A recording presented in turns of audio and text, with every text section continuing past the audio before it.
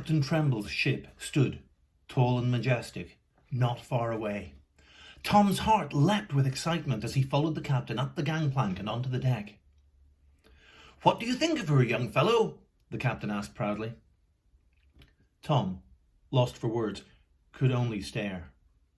All his life, or at least since Mrs. O'Flynn had left the orphanage to go and look for her mother, he'd dreamed of running away to sea.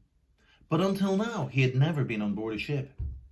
It was everything he had hoped for, and more. So Captain Tremble's next words utterly thrilled him. "Now then, young Tom, I could do with a cabin boy. What do you say?"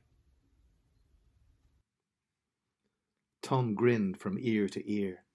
But before he could answer, the captain spoke again. "It's only fair to warn you, though, that mine is no ordinary crew. You see, Tom, this is a pirate ship, and I am a pirate captain." This took Tom rather by surprise. He'd never met a real pirate before, at least not one who wasn't disguised as a heavily sideburned orphanage owner with a mania for stuffing hedgehogs down people's trousers. But as far as he knew, they weren't usually terribly concerned about health and safety. Isn't it a bit dangerous being a pirate?" he asked. The captain smiled proudly and stood up just a little bit taller, which, it has to be said, still wasn't very tall. "Not on my ship," he said proudly. "For this ship, the good ship Careful Now, is home to a new kind of buccaneer. This, Tom, is the home of the Health and Safety Pirates." As he said these words, a most curious thing happened. A nearby door burst open, and what can only be described as a chorus line of 6 or 7 embarrassed-looking pirates, the last one playing an accordion, danced cautiously onto the deck and began to sing. "We're the Health and Safety Pirates, and each one of us agrees we're the healthiest and safest crew on all the 7 seas. For we know that being pirates does not mean we should be fools, which is why we love to follow all the health and safety rules. We're the Health and Safety Pirates, and we think that you should note we're the healthiest and safest crew on any ship afloat. It's our aim to make the ocean waves the safest place to be, and to teach the health and safety rules to all who live at sea. It's our dream that every creature who now dwells beneath the briny, from the whale who's so gigantic to the plankton who's so tiny, from the dolphin who's so clever to the stupidest crustacean, will all one day be bound by health and safety legislation. We're the Health and Safety Pirates, pleased to meet you, how do you do? And we'd all be most delighted if you'd come and join our crew."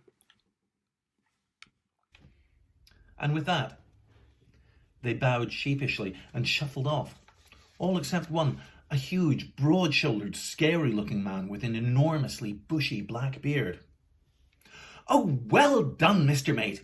I say, if that doesn't have the young scamp just itching to join our jolly crew, then nothing will," Captain Tremble declared. The huge, scary-looking pirate shook his head. "I bain't sure it were such a good idea, Captain," he said gruffly.